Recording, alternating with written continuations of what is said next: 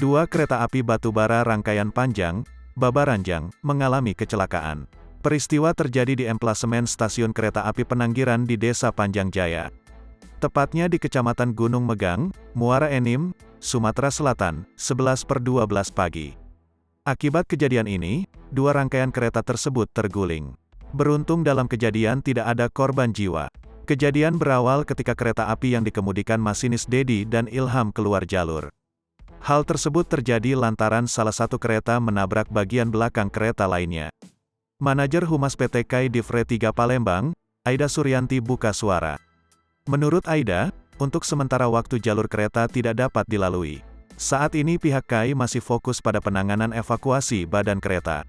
Sedikitnya, 60-70 ribu ton batu bara untuk Ketarahan dan Kertapati tertahan.